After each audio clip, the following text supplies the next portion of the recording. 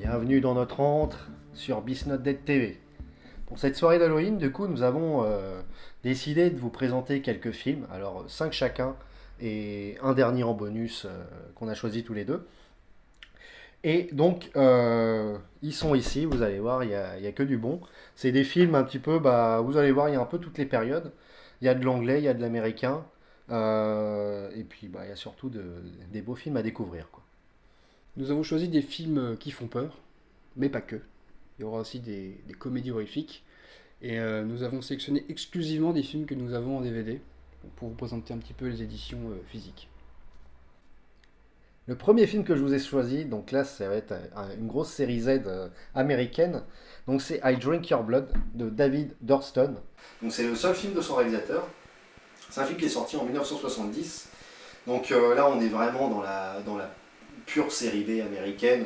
Donc qui va y aller vraiment avec de la nudité, des scènes gore. Et donc là, déjà, ça part sur un postulat post-Charles Manson.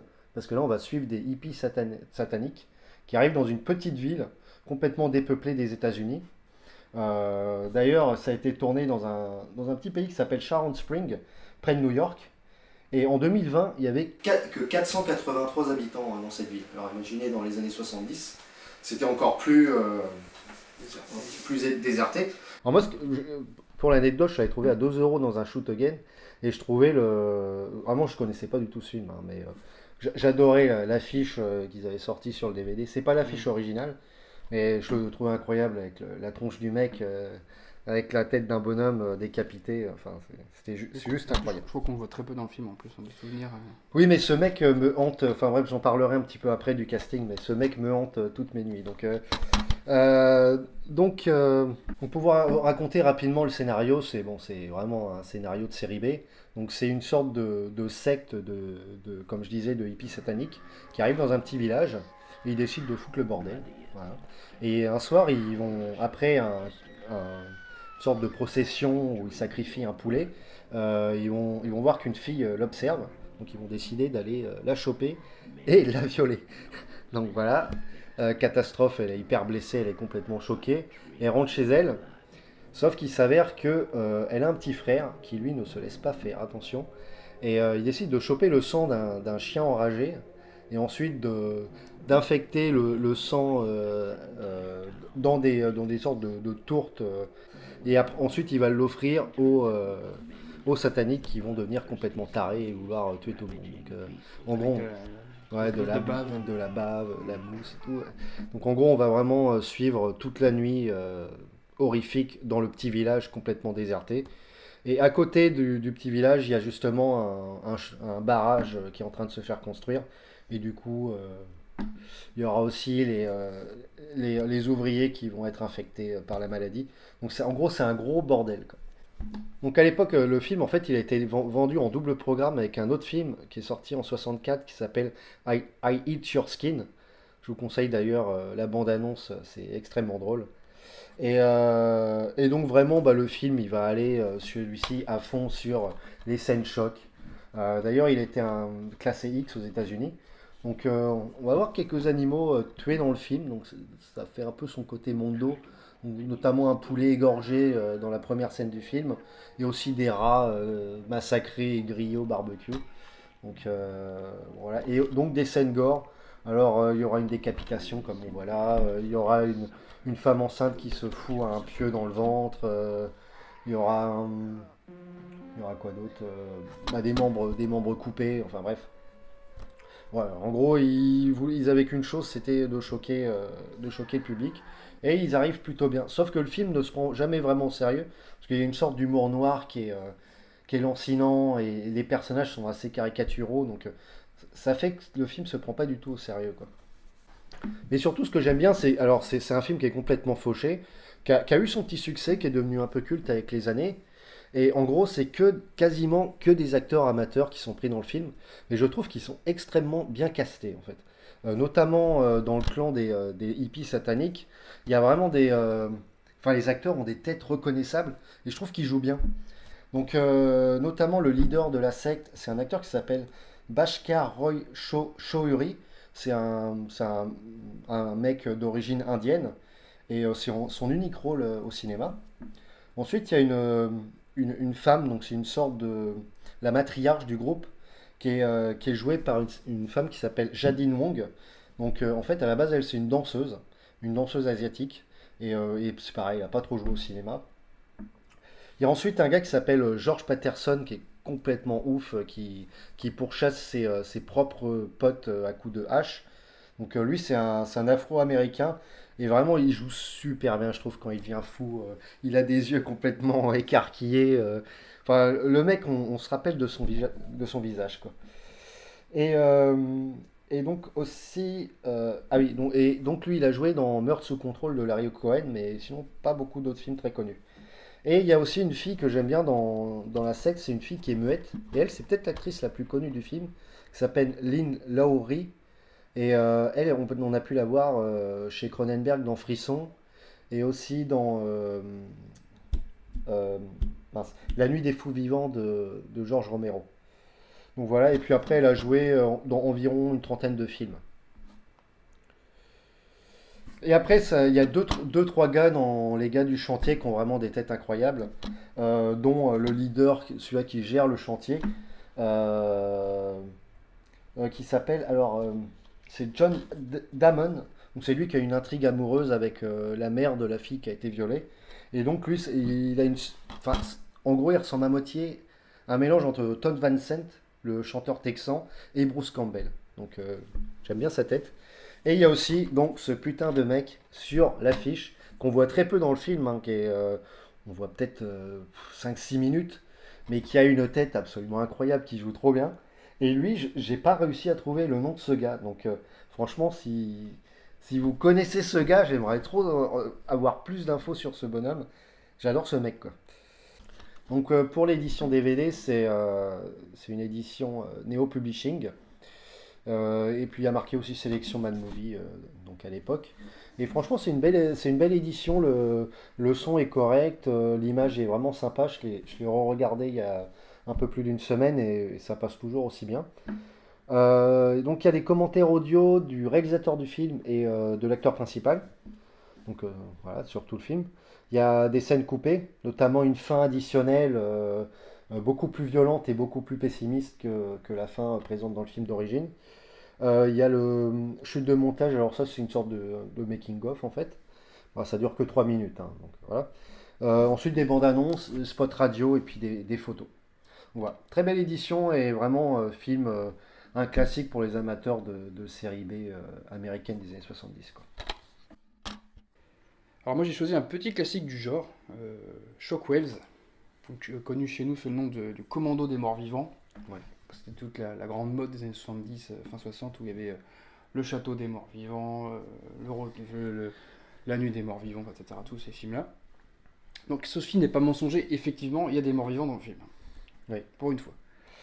Donc c'est un film qui est sorti en 77, donc réalisé par un certain Ken Van der Horn.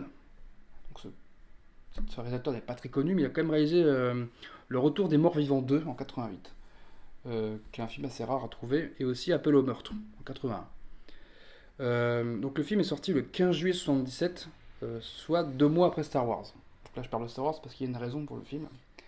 Notamment parce que un des acteurs principaux c'est Peter Cushing, donc a quand même joué dans la même année dans ce film et Star Wars. C'est quand même assez drôle, je trouve, grosse différence de budget entre les deux. Donc ce film, pas grand chose à dire parce que c'est un film quand même, voilà, ça parle d'un espèce de commandant SS qui se réfugie sur une île déserte et il expérimente des choses qu'il avait commencé pendant la guerre, en fait, où il fait des expériences sur des hommes pour les rendre des espèces de soldats SS ultimes, zombies, en fait, qui ne peuvent pas mourir et qui marchent sous l'eau. Donc c'est quand même un truc... ça peut paraître rigolo comme ça, mais c'est un film qui est intéressant et les plans sous-marins sont hyper beaux, je trouve. Et donc voilà, je pense que c'est un film... on peut aisément penser que c'est un film qui a influencé Eurociné quand ils ont fait Le Lac des Morts Vivants. Il a fait des nazis qui est sous l'eau, etc. Donc voilà, c'est un film, au niveau casting, il y a Peter Cushing qui fait l'espèce de commandant SS, qui est pas non plus un méchant dans le film, qui regrette un petit peu son geste et qui avertit les petits jeunes qui débarquent sur l'île de faire attention, etc. Donc il y a une espèce de cicatrice ici, et puis bon, il finit par se faire dessouder par ses propres soldats. Donc on va pas revenir sur Peter Cushing parce que bon, on en aurait pour des heures. Il y a une fille dans le film qui est un petit peu connue aussi pour les amateurs, donc c'est Brooke Adams, qu'on a pu voir dans 2 films assez cultes, donc L'Invasion des profanateurs, la version 78, et Dead Zone. Dans Dead Zone de Cronenberg, elle fait la copine de Walken. Donc voilà. Et il y a aussi John Carradine dans le film, qui commence à être un petit peu vieux déjà, là, et en fait qui a un tout petit rôle. Ouais, qui joue un marin complètement bourré. Ouais, c'est ça au début, donc c'est vraiment... on le voit vraiment de 2 minutes au début, quoi. Donc c'est un peu bizarre, je pensais vraiment pour mettre son nom sur l'affiche, quoi.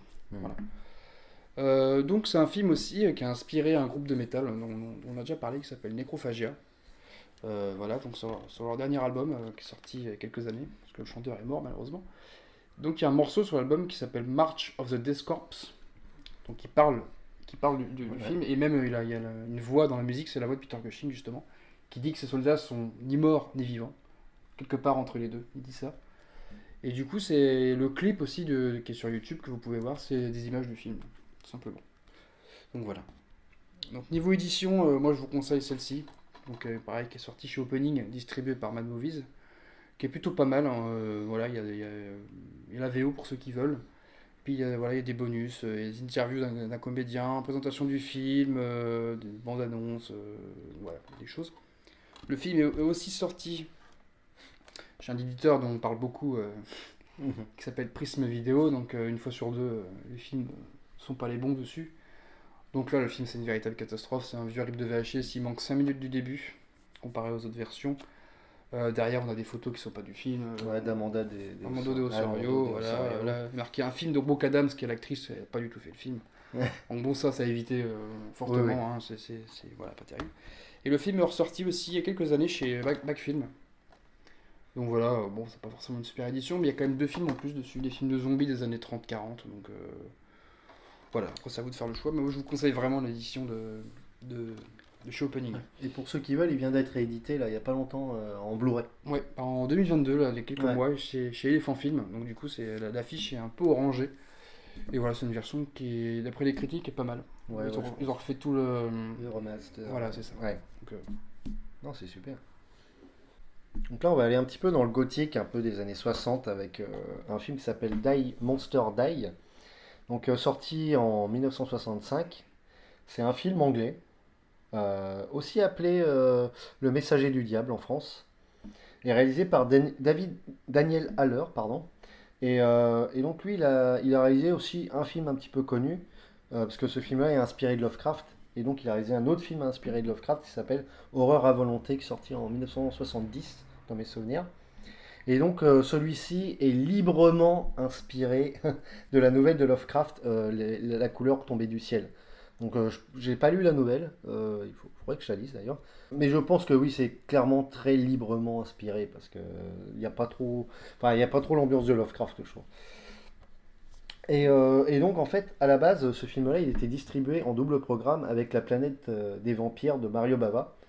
Et effectivement, ce film-là est aussi en Technicolor, et franchement, les couleurs sont vraiment très très belles. Donc pour raconter rapidement l'histoire, on suit un gars qui décide de visiter sa fiancée, en fait dans le château de son beau-père, dans la ville d'Arkham. Sauf qu'en fait il va se rendre compte que son beau-père est à moitié taré, en fait, fait des expériences dans sa cave, dans une sorte de donjon. et il se passe des trucs assez bizarres concernant la nature en fait, la biodiversité autour du château en fait. Donc il va essayer d'enquêter et découvrir d'où ça vient. Bon, franchement, c'est un très joli film, avec une belle photographie. Comme je disais, des belles, enfin, des belles couleurs. Et donc Boris Karloff dans le rôle principal. Euh, à l'époque, il était malade, plutôt malade, Boris Karloff. Donc son personnage se balade la plupart du temps en fauteuil roulant. Il se lève deux, trois fois dans le film. Mais on sent qu'il est faible, mais vu qu'il joue un vieux monsieur qui tombe peu à peu dans la folie, je trouve que ça gêne pas du tout pour le rôle, quoi. Oui, puis là, il est toujours aussi charismatique au final. Donc, Ah ouais, complètement. Il y a aussi un acteur que j'aime beaucoup qui joue dedans, c'est Patrick McGee qui a un petit rôle. Et aussi, il y a une scène qui est très intéressante, c'est notamment, ça se passe dans une serre en fait, où en fait toute la végétation a décuplé, à moitié muté. Il y a même des sortes de créatures un peu monstrueuses, enfin complètement monstrueuses, voilà, géantes. Et franchement, cette scène vaut le coup, et notamment la fin qui est assez effrayante, avec une sorte de personnage à moitié plante. Enfin, à moitié radioactif, on sait pas trop d'ailleurs, c'est un peu le bordel mais là-dessus, mais c'est un film avec une très belle ambiance, quoi. Je vous conseille vraiment. ouais, même pour les fans de Roger Corman d'époque, tous les films avec Vincent Ouais. Price, c'est un peu le même genre au final. Hein. Exactement, mais avec à Mm, côté, je trouve que il y a vraiment des couleurs qui peuvent rappeler justement Mario Bava, moi je trouve. mm. Donc des éclairages assez, voilà, jolis et grandioses. Donc voilà, je vous le conseille. Et puis je trouve que c'est une belle adaptation de Lovecraft au cinéma. C'est pas si souvent que ça qu'elles sont réussies, donc.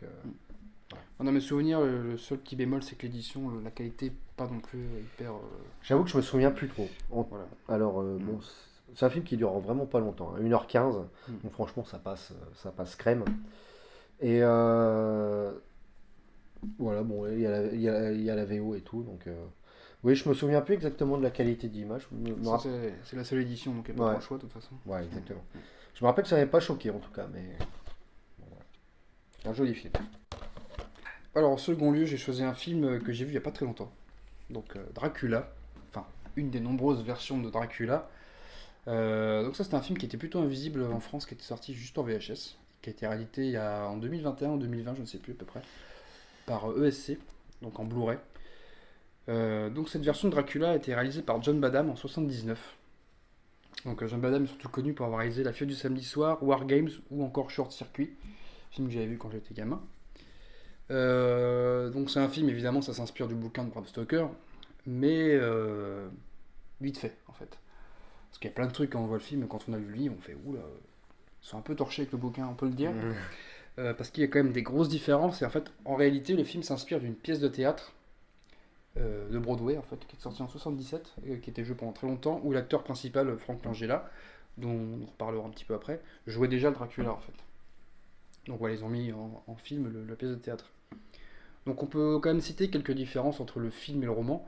Donc dans le roman, évidemment, Dracula tombe amoureux de Mina parce qu'elle ressemble à sa femme qui s'est suicidée. Et le docteur Seward dans le bouquin tombe amoureux de Lucy, donc la copine de Mina. Jusque là, tout le monde est d'accord. Dans le film, il n'y a pas ça. Dans le film, donc du coup, le film commence directement. En fait, il n'y a pas de Transylvanie dans le bouquin, en fait, dans le film. Dans le film, c'est vraiment, il débarque directement à Londres. Donc Ah déjà, oui. ça occulte déjà toute une partie du livre. Et en fait, dans le film, Dracula tombe amoureux de Lucy. Donc ça, c'était déjà fréquent dans les films de la Hammer. Toutes ces versions-là, c'était déjà un petit peu différent. Et Lucy, c'est la fille du docteur Seward. Déjà là, c'est un beau bordel. Et Mina est la fille du docteur Van Helsing. Ouais. Bon, donc là, voilà, c'est vraiment plutôt une inspiration libre, un petit peu comme le film dont tu parles avant. Mm, mm. Mais Mais bon, c'est quand même un film sympa.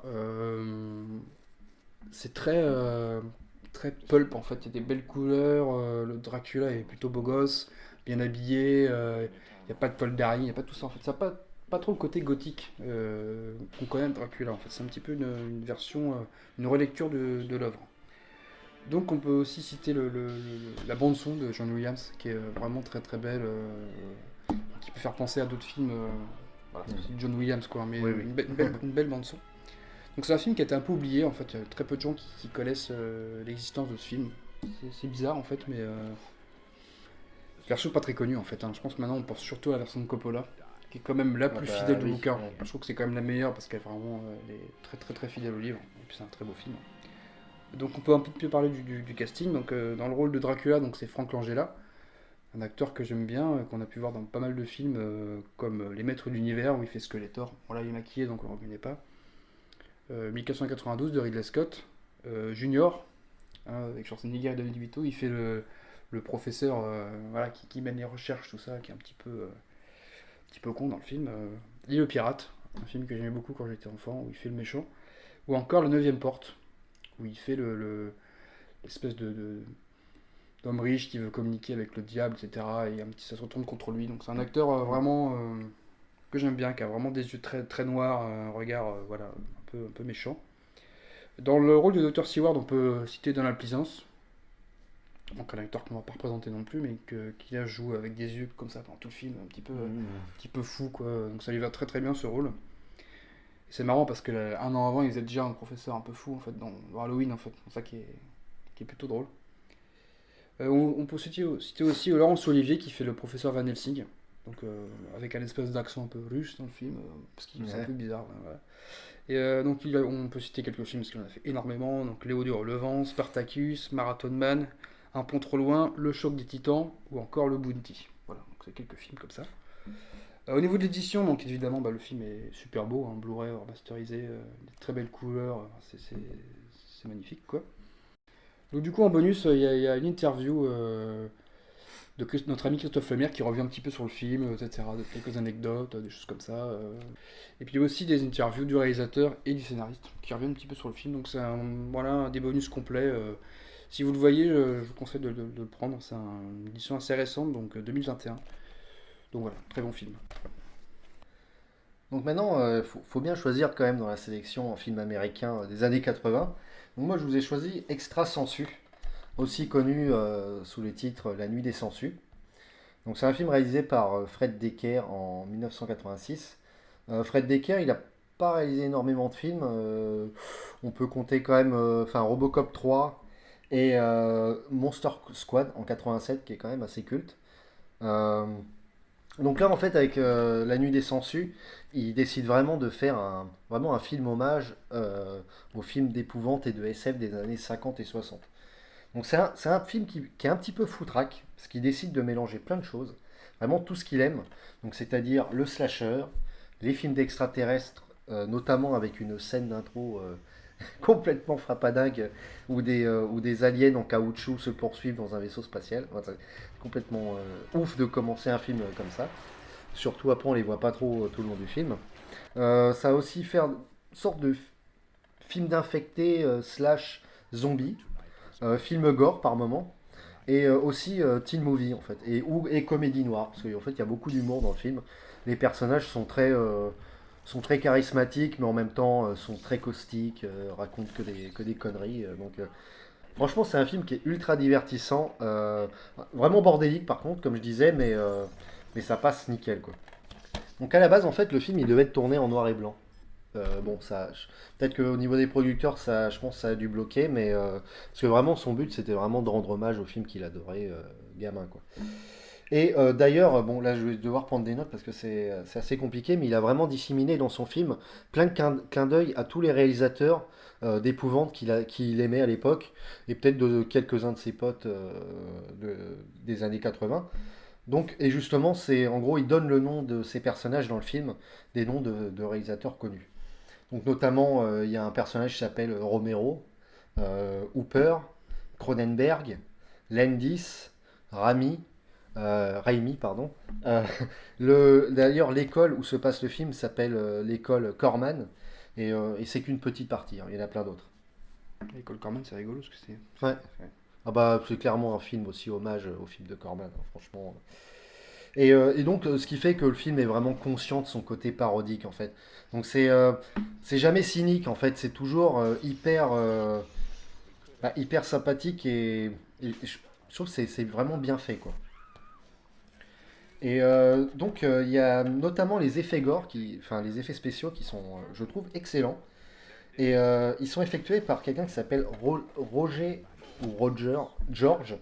Donc il a travaillé sur plus de 120 films et que de la série B. Donc alors on peut citer notamment Terminator, Repo Man de Alex Cox, Forbidden World, Hurlement, Les Tueurs de l'Éclipse, mais plein de films très connus pour les amateurs de série B américaine. Franchement, je vous conseille d'aller voir son travail. C'est souvent c'est des films assez cool quoi. Et au niveau du casting aussi, c'est très sympa parce que le casting est exclusivement composé d'acteurs de série B. Donc notamment dans les plus connus, il y a un gars qui s'appelle Jason Lively ou encore un autre qui s'appelle Wally Taylor qui est habitué au film de Black Exploitation. Mais le plus connu, il est joué par Tom Atkins, qu'on a pu voir dans Halloween 3, Fog, L'Arme Fatale, Maniac Cop, New York 97, Creepshow, Monsieur Moustache. Ouais. la neuvième configuration de William Peter Blatty, que je vous conseille énormément, avec Stacy Keach, qui est un super film. Et il y a aussi une apparition assez clin d'œil à Terminator de Dick Miller, euh, qui, euh, qui fait écho à son autre rôle, parce qu'il tient une armurerie en fait. Ouais. Donc c'est assez drôle. Et le personnage de Tom Atkins c'est très drôle, très cynique, il joue un flic alcoolo, bon, qui décide, en fait, qui veut se suicider, mais au final quand il se rend compte que des jeunes sont en difficulté, qu'il y a des aliens qui sont arrivés, il décide d'aller les buter quoi. Donc franchement c'est un film que j'ai adoré, moi, que je trouve vraiment Je trouve que c'est un film culte. Je pense qu'il a un statut culte hein, d'ailleurs. Et par rapport à l'édition, c'est édité chez Sony Pictures. Voilà. Donc c'est un combo DVD plus Blu-ray. Et il y a cette affiche qu'ils ont mis qui est plus proche de l'affiche originale, que je trouve plus belle que ça. Et au niveau des bonus, qu'est-ce qu'il y a? J'ai même pas regardé. Donc il y a un making-of qui est long, qui dure 1 heure. Il y a une interview de Tom Atkins, des scènes coupées, la fin originale du film, un documentaire sur le réalisateur du film, des bandes annonces d'époque, et puis des photos. Voilà. Donc franchement, une très belle édition. Moi, je l'ai regardé en Blu-ray, le master est nickel. Donc moi, je vous conseille beaucoup ce film si vous êtes amateur de SF et de films un peu gore. Voilà. Extra sensu. Night of the Creep en anglais. Alors je vais vous parler d'un film qui m'a terrifié, donc je sais pas pour toi, mais je trouve qu'il est vraiment un peu flippant ce film. Donc c'est Dolls, donc les poupées en France. Donc un film de Stuart Gordon, hein, donc un réalisateur qui nous a quittés pendant la période du Covid. Ouais. Grand réalisateur, donc, qui a fait énormément de films, hein, un petit peu justement un grand fan de Lovecraft aussi, donc Reanimator, From Beyond, Castle Freak, Dagon, etc. Donc là, c'est son troisième film, donc en 87, donc produit par son ami Brian Yuzna. Donc ça fait une belle équipe, hein, on va dire. Donc c'est un film à la fois de poupées maléfiques et de maisons hantées. C'est un peu bizarre en fait, c'est un mélange entre les deux. Donc c'est une espèce de famille un petit peu qui débarque à la campagne, dans une baraque tenue par un vieux qui ressemble à David Lynch d'ailleurs, un peu. C'est marrant. Puis évidemment, ils se rendent compte qu'il y a des trucs bizarres. Puis en fait, il y a des poupées un petit peu vivantes, comme s'il y avait des trentaines de Chucky dans la baraque. Quoi. Donc je laisse imaginer un peu le. Pas qu'un peu vivante, bien vivante. un peu le merdier. Donc c'est un film un petit peu humoristique, mine de rien, mais je pense qu'il faut éviter de le montrer aux plus jeunes. Un film qui peut traumatiser pas mal pour les enfants. Donc c'est un film au niveau du casting, donc le casting est pas très connu en fait. Hein. La petite fille a fait très peu de choses, le père a fait quelques films, etc. Mais bon, on peut surtout parler du vieux qui tient la maison en fait, hein, qui s'appelle donc Guy Rolfe, qu'on a surtout vu dans les Puppet Master en fait, 3, 4 et 5, les suites. Puis il a fait pas mal de films aussi où il n'était pas forcément crédité quand il était plus jeune, des péplums, des choses comme ça. Et aussi dans le rôle de la belle-mère acariâtre qui essaie de terroriser sa belle-fille. Donc il y a Caroline Purdy Gordon, donc, qui est devenue la femme de Stuart Gordon, et du coup qui a joué dans 9 films de Gordon. Et à chaque fois elle meurt dans ces films. Et Stuart Gordon s'amusait à dire qu'en fait il adorait tuer sa femme à l'écran en fait.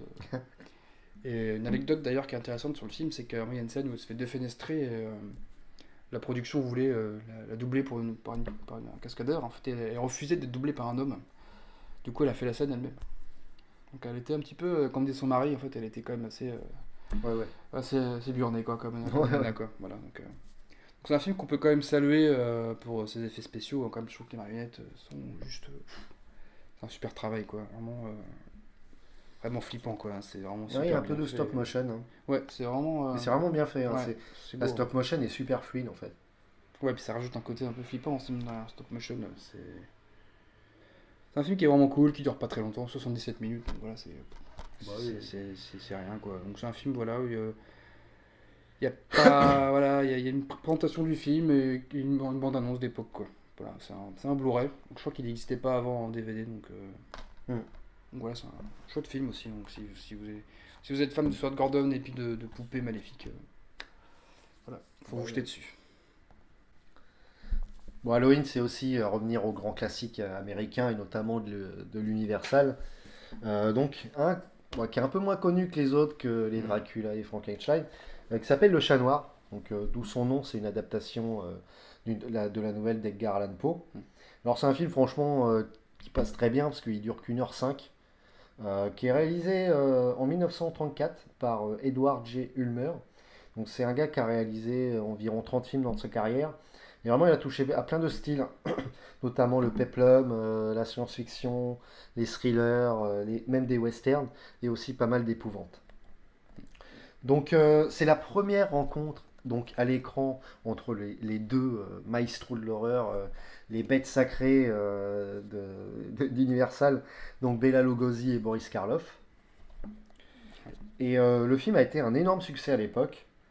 Et donc, Universal a produit 7 autres films avec ces deux acteurs-là à l'écran en même temps. Quoi. Et là, ce qui paraît, ça s'appréciait pas tant que ça en plus, en vrai. Bah, c'est surtout qu'il y avait. Ça, je crois qu'ils s'appréciaient bien, ils étaient quand même amis, mais par contre, il y avait quand même une La certaine rivalité, ouais. une rivalité, une concurrence. Parce que dans l'histoire, à la base, c'était Bela Lugosi qui devait faire Frankenstein, et il a refusé en fait. Il a dit non, je veux pas jouer un zombie qui parle pas, ça va me coller à la peau. Et bon, bah, ça a été Boris Karloff qui a eu le rôle, et voilà, ça a été son rôle le plus connu. Donc, Bela Lugosi s'est vraiment bouffé les couilles hein, par rapport à ça, il le raconte beaucoup. Hein. Après, ça reste contre Dracula quand même, c'est quand même. Oui, mais il aurait pu être Dracula et Frankenstein quand même, donc, Oui. voilà. Donc, le film est vraiment sympathique parce que on est pas entièrement dans le fantastique en fait. Il flirte avec, mais il y va jamais complètement. Et on n'est pas non plus dans le gothique parce que en fait le personnage de Boris Karloff, il joue un architecte et donc son manoir en fait est très très moderne en fait. Les décorations sont très modernes pour l'époque. On est très loin des toiles d'araignée, des caves. Enfin, il y a un peu de sous-sol quand même, et quelques scènes de sadisme d'ailleurs dans le film bien disséminées. Mais on est loin voilà, du monstre et à la Dracula ou à la Frankenstein quoi. On est très loin de là. Et je trouve que c'est aussi un des meilleurs rôles de Bela Lugosi parce que moi je suis un énorme fan. Hein, voilà, White Zombie, For Life. Mais c'est vrai que des fois, Bela Lugosi, il a un petit peu tendance à surjouer ses rôles. Mais ici, je trouve qu'il joue très bien. Il est tout Sobriété. en sobriété. Et en fait, justement, tout le film est assez intéressant parce qu'on ne sait pas réellement lequel des deux va être le méchant, en fait. Jusqu'à la fin, jusqu'aux 20 dernières minutes, on ne sait pas trop, en fait. Donc, vu que les deux sont habitués à jouer des méchants, voilà. Et franchement, l'ambiance du film est vraiment sympathique. Ça passe hyper crème. Ouais, franchement, c'est un très bon film, moi, je vous le conseille. On peut quand même dire par contre que l'adaptation du Chat Noir, c'est vraiment vite fait, quoi. Ça n'a rien à voir avec la nouvelle de Edgar Allan Poe au final. Oui, oui, Mis non, à part le nom, quoi. non, par contre, c'est. Bah, d'ailleurs, Universal a refait une adaptation en 1941 du même bouquin, enfin de la même nouvelle, et Bela Lugosi joue dedans aussi. Alors, peut-être c'est pas le Universal, mais enfin, il y a eu une autre adaptation par la suite en 41. Donc voilà, le Chat Noir, ça a été. Oui, Même oui. Fulci en a fait Oui. une, donc il y en a eu plein. Et juste pour l'anecdote, le personnage de Boris Karloff est inspiré d'un vrai architecte allemand qui s'appelle Hans Poelzig. Voilà, je suis allé voir ce qu'il a fait et franchement, c'est hyper classe. Je vous mettrai quelques photos. Donc voilà, un classique de l'horreur pour Halloween, ça fait toujours plaisir. Et par rapport à l'édition, alors c'est Sidonis Kalista qui a édité ça en 2010, donc c'est assez vieux quand même. Et donc il y a la VO, après il y a pas beaucoup de bonus, à part un documentaire quand même de 26 minutes sur les deux acteurs, Boris Karloff et Bela Lugosi, qui racontent bah, leur histoire. Quoi. Puis une édition quand même plutôt trouvable. Oui, franchement, c'est très trouvable. Mais c'est un bon film d'horreur. Voilà. Un film à voir entre copains, là c'est vraiment le pizza bière qui passe très très bien, donc Dead Heat, connu chez nous sous le nom de Flic aux zombies. Un titre plutôt drôle et pas mensonger pour une fois, film voilà. Un film vraiment très drôle au final, vraiment cette espèce de... On peut dire un Starsky Hutch un peu zombie quoi, c'est assez drôle, donc, qui parle de deux flics en fait qui enquêtent, etc. Puis à un moment, il y a un des deux qui meurt, puis il se réveille. Ouais, oui, c'est ça. Alors c'est des zombies un peu spéciaux, donc ils ont quand même la parole, ils sont toujours entre guillemets cérébralement vivants en fait. Et par contre ils pourrissent très vite, donc il y a la chair qui tombe, il pue, enfin bref c'est vraiment, voilà, c'est vraiment dégueulasse quoi, mais c'est assez drôle. Donc c'est un film qui est sorti en 88, donc vraiment toutes les street trash, tous ces films-là, c'est vraiment dans la même veine en fait. Donc c'est réalisé par Matt Goldblatt, donc il a fait que 2 ou 3 films. On peut aussi citer Punisher, qui est sorti avec Dolph Lundgren, c'est lui qui a réalisé ça aussi, qui est un bon sympa, film ouais. aussi. Mais ce mec-là, Matt Goldblatt, c'est pas du tout un réalisateur, c'est un monteur en fait. Donc, il a monté quelques films cultes, hein, on peut quand même citer Halloween 2 et 3, Piranha, Hurlement de Joe Dante, Terminator 1 et 2, Rambo 2, Commando, Cabal, True Lies, Predator 2, Starship Troopers. Vraiment, c'est vraiment c'est pas le mal. monteur de cinéma de l'époque, hein, donc il a fait beaucoup de choses. Mais d'action, beaucoup. Voilà, beaucoup d'action ou un petit peu d'horreur, etc.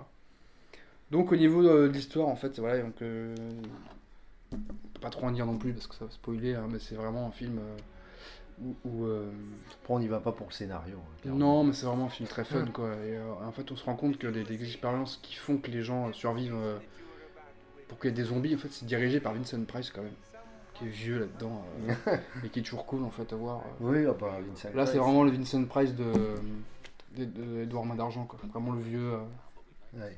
de ces dernières années, quoi. Donc il fait le méchant là-dedans, mais un méchant qui est pas si méchant non plus, voilà, qui essaie de négocier avec eux à la fin. C'est un peu, voilà, c'est un peu foutraque. Donc dans le rôle principal, il y a Treat Williams, donc un acteur que j'ai pas trop forcément envie de présenter quand même parce qu'il est assez connu, qui a fait quand même bon voilà des films, pas que de très bons films, mais voilà c'est quand même une gueule du cinéma. Son collègue, qui est le premier à mourir, qui fait un zombie, donc c'est Joe Piscopo, donc, qui est surtout connu pour avoir joué dans King Kong, voilà, avec Jeff Bridges. Ouais. De John Guillermin. Il a fait une dizaine de films, voilà, très peu de choses. Et aussi, une des nanas qui joue dans le film, c'est Linnea Kingley. Ah, bah, Linnea Kingley. Donc voilà, Ah. qui à l'époque jouait dans beaucoup de films comme ça, en fait. Hein. On avait présenté dans notre, Ouais. dans notre vidéo sur les films de Noël. Voilà, donc, je me souviens plus si elle hurle dans le film, mais bon, c'est fort probable. C'est bien possible. Ouais. Voilà. Donc au niveau de l'édition, moi j'ai celle-ci. Donc il y a quand même la VO. Bon, moi c'est un film que j'ai vu en VF, hein, mais il y a quand même la VO. Et donc voilà, c'est un film qui dure 1h20, la musique est hyper, voilà, hyper synthé, etc. Donc c'est vraiment un film hyper 80, vraiment dans le jus glam, etc. Donc c'est voilà, un film qui est vraiment cool, hein, que je vous conseille, et qui Halloween vraiment peut bien passer, je trouve. Cette ambiance entre potes. Voilà. Un film qu'on hésitait à passer aussi à une période. Ouais. Donc, si vous le voyez, ça c'est trouvable dans les cages vraiment 1€. Ça fait vraiment film de vidéo club un peu de l'époque. Ouais, voilà, c'est ça complètement quoi. Et vraiment très fun, très drôle quoi. Ça se prend pas au sérieux du tout. Voilà. Si vous tombez dessus, n'hésitez pas, c'est un très bon film. Récemment, il a été aussi réédité en Blu-ray en 2019 chez Backfilm. Donc voilà, à voir. C'est pas un film non plus qui nécessite, moi je trouve, de voir. Ce DVD suffit amplement, après, donc ça dépend des gens quoi. Si vous êtes vraiment fan du film, il existe en Blu-ray. Voilà. Et donc, pour le dernier que j'ai choisi, c'est Le Train de l'épouvante. Parce que comment on peut... je trouve que les films à sketch, ça passe extrêmement bien pour Halloween, en fait. Parce qu'on n'est pas obligé de rester concentré entièrement sur, des fois, un long métrage. C'est des petites scénettes de 20-25 minutes. Et celui-ci est vraiment très réussi dans le genre. Donc, il est réalisé par Freddy Francis. Et donc, il date de 1965. Freddy Francis, il a réalisé plus de 25 films, notamment pour l'Amicus et la Hammer. Donc, voilà. Et à la base, lui est surtout directeur de la photo.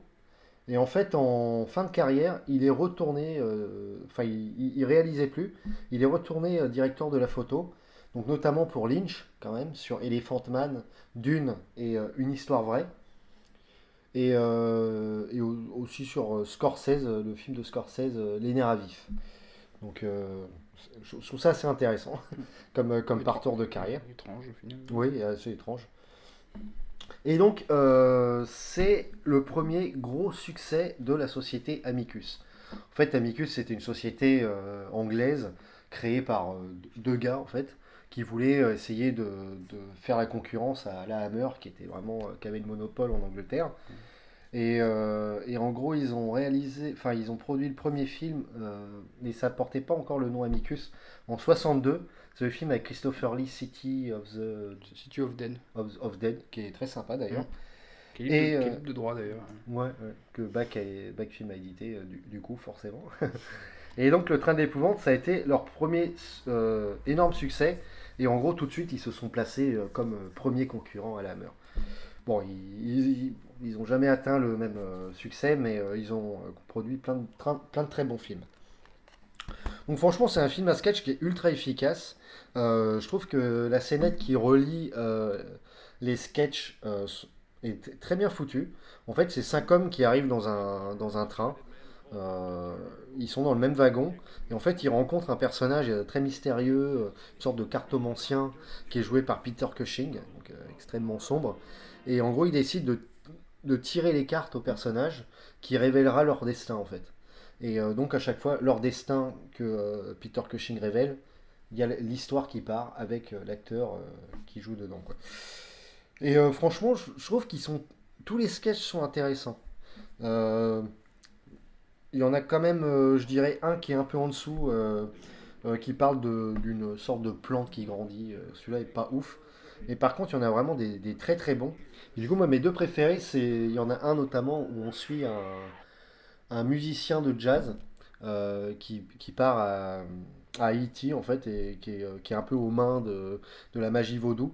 Je trouve que celui-là il a une super ambiance et il y a un groupe de jazz en fait, justement parce qu'il joue dans un groupe et c'est joué par un vrai musicien de jazz qui s'appelle Toby Ace Quartet et j'aime beaucoup sa musique à ce mec-là. Et il y a aussi celui qui est joué avec le personnage principal qui est joué par Christopher Lee et qui est vraiment très très bon avec une sorte de où il joue un collectionneur d'art et donc voilà, je vous conseille. Alors forcément ça il y en a deux qui vont parler, un de vampire et un de loup-garou, donc vraiment ça voilà, ça fait renaître les plus grands classiques de la Universal et puis aussi de la Hammer. Et franchement donc c'est un film en couleur et franchement le Technicolor est vraiment sublime. Et la fin aussi est vraiment très très sombre. Je vais pas vous spoiler, mais j'aime beaucoup la fin du film. Donc franchement, c'est un film vraiment parfait pour Halloween et les fans de British Horror. Celui-là, je trouve que c'est un classique. Le casting aussi est sympathique, parce qu'on retrouve notamment Anne Bell, Donald Sutherland, Neil McCallum, et donc comme je disais, le groupe de jazz Chubby Hayes. Donc niveau de l'édition, il y a celle-ci qui est très très jolie, qui est éditée par ESC dans leur édition, la British Terror, je crois que ça s'appelle. Donc il y a un livret qui explique l'histoire de la Amicus. Vous avez le Blu-ray, le DVD. Voilà, je trouve que c'est des très belles éditions. Et il a été édité donc en DVD simple. Dans les années 2000, ouais. Je pense dans un coffret Peter Cushing aussi que j'ai. Donc à voir la qualité. Je pense que ça c'est vieux, mais. Oui, je l'ai regardé là, et puis franchement l'édition est très très propre, très bien remasterisée. Donc voilà, celui-là je vous le conseille, ceux qui aiment bien ces grands acteurs et ces grands films d'horreur. Et puis les films à sketch aussi. Celui-là c'est un incontournable. Alors pour finir, un film pas nécessairement très connu, mais un film que j'avais beaucoup apprécié, qui s'appelle Popcorn. Un film que j'avais acheté pour sa jaquette, en fait. Voilà, qui est quand même un peu curieuse au premier abord, parce que la phrase d'accroche, vous avez aimé Scream, vous adorez Popcorn. Alors que quand même, Popcorn est sorti 5 ans avant Scream. Donc bon, Ouais, c'est bizarre. c'est un peu bête, c'est un peu... Bon, c'est Le DVD. coup, ouais, Donc Popcorn, c'est un film qui a été réalisé en 91, par Marc Herrier. Donc, ce mec-là, c'est un acteur, c'est le seul film qu'il a réalisé. Donc voilà, c'est un film qui est plutôt bien réalisé au final.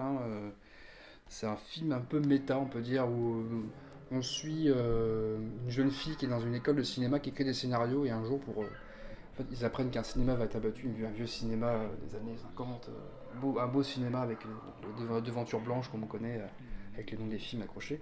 Et en fait, ils décident d'organiser un petit festival dans le cinéma parce qu'il va être détruit quelques temps après.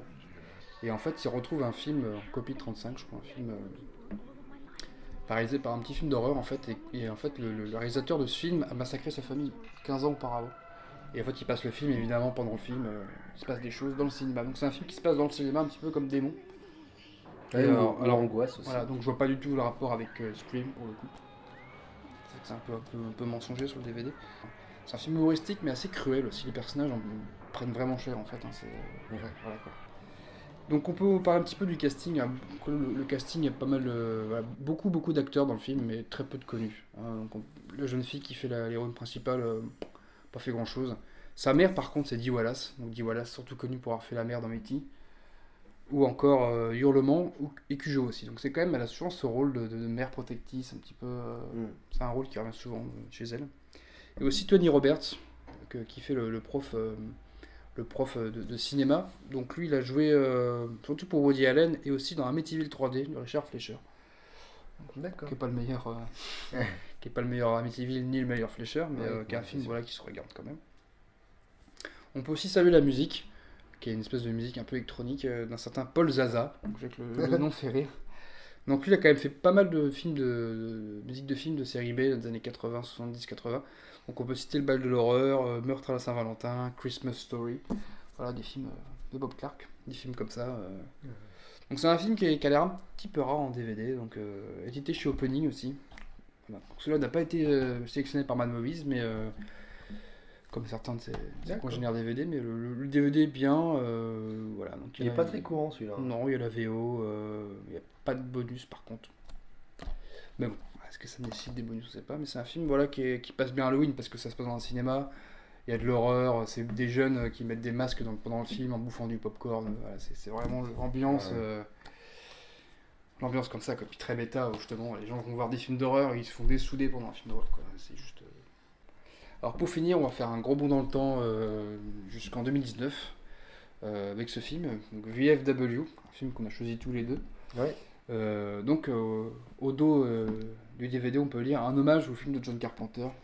Oui, bah alors là tout de suite, clairement quand on voit le film, même dans le scénario en fait, et puis la musique et forcément la photographie, bah, le scénario fait énormément penser à Assaut en fait. Des gens reclus, alors là c'est pas dans un commissariat, c'est dans un bar. Et en gros, il y a des putains de psychos déchaînés qui veulent récupérer leur drogue à l'intérieur. Et on suit des anciens vétérans du Vietnam, vétérans du Vietnam qui décident de défendre une jeune fille qui a pris comme abri le bar en fait. En fait, ils décident pas forcément de l'aider, c'est qu'ils n'ont pas trop le choix. Ils n'ont pas trop le choix. Voilà. C'est ça en fait, parce qu'en fait, oui, le film se passe dans un futur proche où un gang, parce que en fait, le film, il y a très peu de lieux en fait. Il y a le bar et un petit peu la rue avec le gang en fait. Il y a très peu de lieux. Et une boîte de nuit au début. Oui, voilà. Et en fait, le gang est tenu par un méchant. D'ailleurs, le méchant, malheureusement, n'a pas beaucoup de charisme.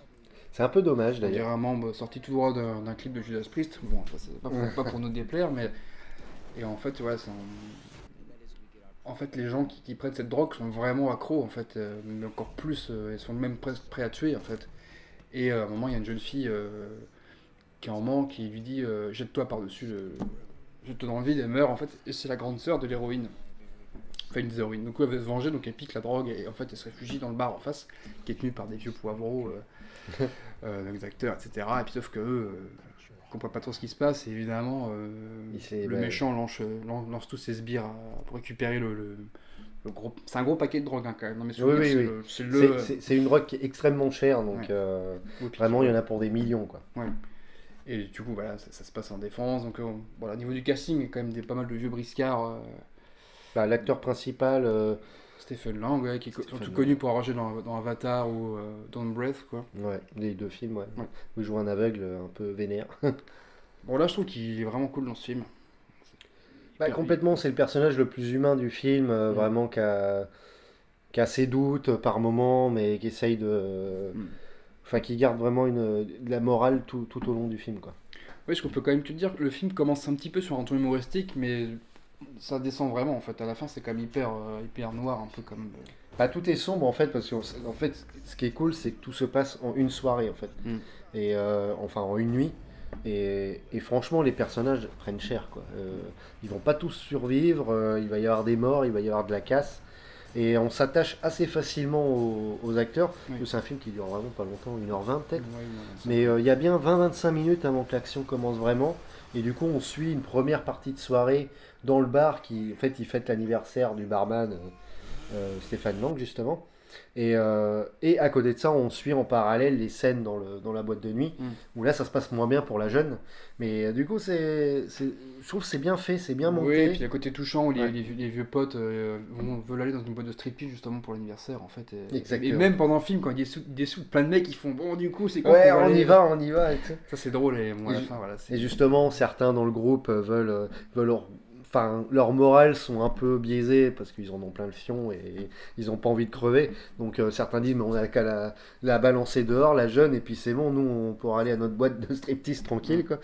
Sauf que, voilà, non, ça se passe pas comme ça. Et donc, oui, pour continuer sur le casting, donc il y a aussi Fred Williamson, Ouais, quand même, qui est assez vieux hein, là dans le film, mais qui est toujours aussi cool, quoi, avec son cigare. toujours son cigare. Il y a son fils qui joue dedans aussi. Ouais, qui a un rôle très principal, hein, quand Ouais. même. Il y a William Sadler aussi qui a une bonne gueule. Pour le coup, qui a un personnage intéressant dans le film, justement aussi. Mec, pas, au début, qui est un petit peu. Qui dit ça ne me regarde pas trop.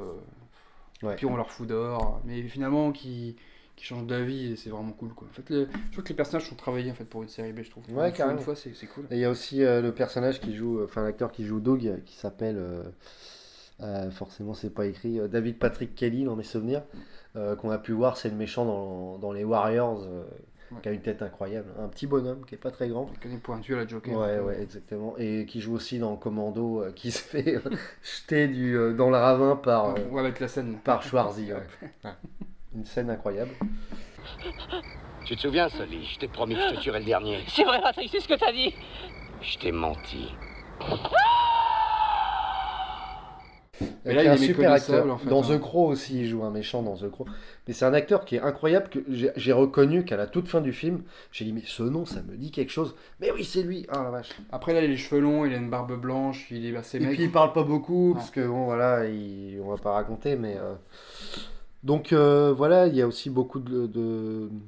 Martin Cove aussi, hein, qui est un acteur que je Ouais. connaissais pas trop, mais qui est un peu comparable à David Hasselhoff, qui a fait pas mal de films un peu pourris. Enfin, c'est un peu les films avec des monstres géants voilà, des années 2000. Bon, Ouais. mais qui joue bien dans le film, en fait, c'est un vendeur de bagnole, en fait, et même à la fin, il essaie de négocier avec les méchants, c'est assez drôle. Mais on sent que le réalisateur, il s'est vraiment abreuvé de ça, en fait, étant jeune, des films des années 80, comme ça, un peu d'action, New York 97. Enfin, on sent qu'il connaît ses références vraiment, donc on le retrouve dans l'éclairage des scènes, aussi les effets spéciaux, parce que là, on est loin des effets, par exemple, visuels un peu moches, des films un peu fauchés, parce que c'est un film qui est un peu fauché quand même, hein, Oui. qui n'a pas beaucoup d'argent, mais par contre, il utilise vraiment des costumes de latex, du vrai sang, enfin du vrai faux sang. Il y a pas trop d'images de synthèse, tout est réel, les coups font réel, il y a une vraie violence dans le film, et puis ça rappelle ces vieux films là, quoi, qu'on aime beaucoup, quoi.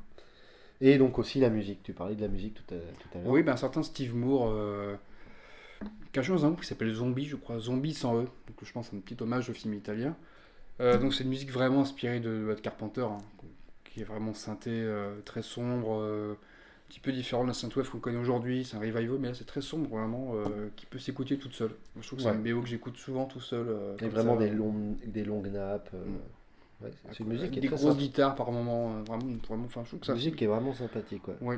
Bah, je trouve que c'est un film vraiment sympa en fait, même voir entre potes, même tout seul quoi. C'est pas de prise de tête quoi. C'est Bah, c'est un survival en fait, hein. Ouais. C'est assez simple, un huis clos survival. Bah voilà, à la assaut quoi. Effectivement, c'est pas, ça va pas être le film le plus original au monde, mais c'est ultra efficace quoi. Non, puis ça fait du bien aujourd'hui, je trouve, de voir un film comme ça, je trouve. Mm. Tu vois, voilà, je trouve que c'est un film qui ment pas, en fait, c'est un film qui vise à divertir les gens, il n'y avait pas de message, voilà, un petit peu. Ouais, qui fait des hommages, Voilà, mais qui quoi. n'essaie pas de copier non plus. Non, non, non. Voilà. Non, puis c'est Ça un qui est film, bien. c'est un film hyper plaisant, quoi, là-dessus. Voilà, ça fait vraiment du bien aujourd'hui de voir des films comme ça. Ouais. Mm. Bah moi que je vais comparer un petit peu à des films un peu comme Hobo with a Shotgun, Oui. des films comme ça quoi. Oui, c'est vrai. Father's Day aussi, toi, assez gore, mais avec plein d'idées en fait, plein d'idées de mise en scène Et Ouais, puis, c'est- c'est un c'est- film qui a gagné plein de prix dans les festivals, hein. Je pense que c'est un film vraiment que les fans ont dit, ouais, en fait, c'est un film de genre, fait par un fan de genre pour des fans de genre. En fait. Vraiment, il y a ce côté-là. Donc pour rapidement parler du réalisateur, c'est un jeune réalisateur qui a réalisé 4 ou 5 films. Ça, c'est son dernier. Il a réalisé un autre film qui a pas mal marché dans les festivals qui s'appelle Bliss, qui parle d'une peintre qui va vivre une nuit assez catastrophique et assez mouvementée.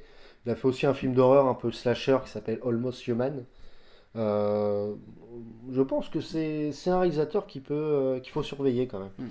Parce que alors, ça fait quand même 3 ans qu'il n'a pas fait de film, mais bon, il y a eu le Covid aussi qui aide pas, hein, mine de rien, les petits budgets. Donc, réalisateur à suivre et film vraiment divertissant, quoi. Et trouvable à pas cher, Oui, voilà. malheureusement pour l'éditeur, mais Oui, pour l'anecdote, bien pour nous. Mais voilà. on l'a trouvé chez Noz à 1 euro, je crois, ou 99 centimes. 9. 9, voilà. Donc n'hésitez pas, c'est un super film et à voir et à revoir. Alors, merci à tout le monde d'avoir regardé cette vidéo jusqu'à la fin. Donc on sait qu'Halloween n'est pas une fête beaucoup pratiquée en France, mais bon, ça reste toujours l'occasion de regarder des films d'horreur Oui. entre amis, tout seul ou en famille. Donc je pense qu'on vous a donné quand même pas mal de matière à visionner. Et puis si ça vous intéresse, on a aussi fait une vidéo il y a 2 ans où on présentait encore beaucoup plus de films sur le sujet. Donc à bientôt.